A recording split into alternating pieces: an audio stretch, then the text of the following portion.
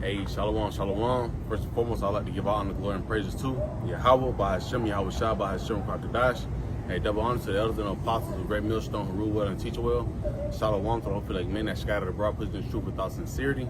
And also shalom to very few sincere sisters that's taking heed and getting in order in these last days. I'm your brother Amawan. Hey, coming to the quick guide speed of a GMS Atlanta. Right, and inside this right here, I'm just gonna pretty much do what's the RE? I forgot what's going into. But pretty much I'm going off what the Apostle Gabar was talking about for his prayer. You know what I'm saying? These times that we into, this is all we got. Now, we should be praying each and every day anyway, but how much more so the times that we in, discerning the times. You know, so I was beautifully speaking with the brother Kalai just now about these two scriptures, right? One led to the other, and I also have my other scriptures I want to bring out as well.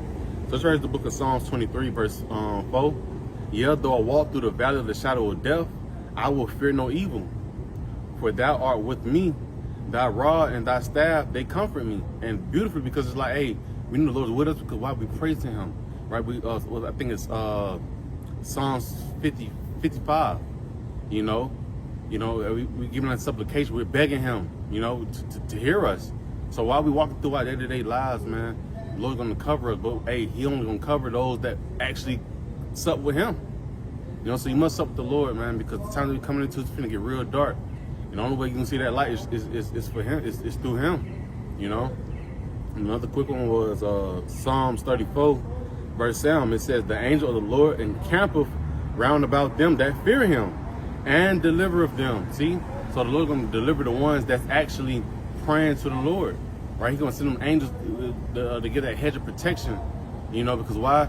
Oh, those are sincere men. Those are sincere sisters, you know, that actually believe, right? So I'm gonna send that angel around just to give them that hedge of protection and let them know, you know, give them signs of 144. Give them signs of eating when you ain't got no dollar in your pocket, you know what I'm saying? Or whatever the case may be, the Lord gonna show you this is a divine intervention, right? This is something different. This is a miracle right here, you know. Because beautifully, the Apostle Gabar was like, man, you should not be leaving your house without even throwing up prayers, man, because we never know. That could be your last time leaving out that door, you know. But hey, just pray that you return home, make it to your destination, you know. So this right here is Philippians chapter 4 and 6. It says, "Be careful for nothing."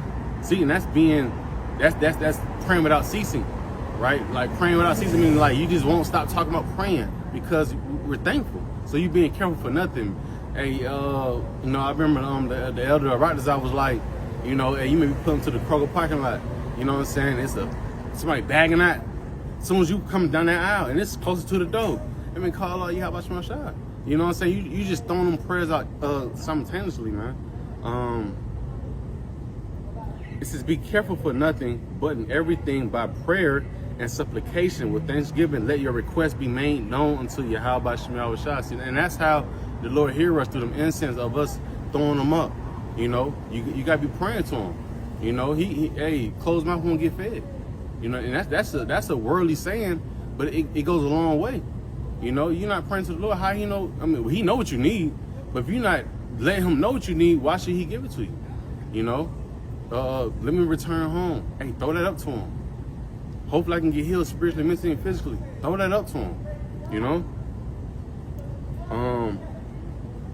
Psalms 119 and 164.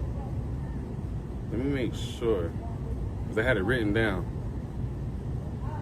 Psalms 119. That's a big chapter. Yeah. It says, 7 times a day do I praise thee because of thy righteous judgment. And we know how the Lord can get down. You know, and this reminds me of the next scripture I'm going to. Praying 7 times a day, right? And that's just completion, you know. But hey, you could be, hey, when you wake up, midday, when you rest your head, you know. Still a completion of number, right? And that last one I'm gonna bring out is 1 Thessalonians 5 and 17. Pray without ceasing, right? Simple as that. Pray without ceasing. You know, it should not be a day that you have not talked to the Lord, man. That's like abandoning the Father, man.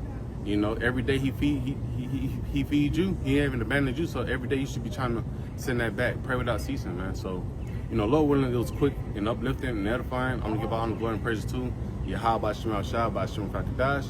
Hey, shalom to the elders and apostles of Great Millstone. Also, shalom to the open leg men and sincere sisters. Shalom.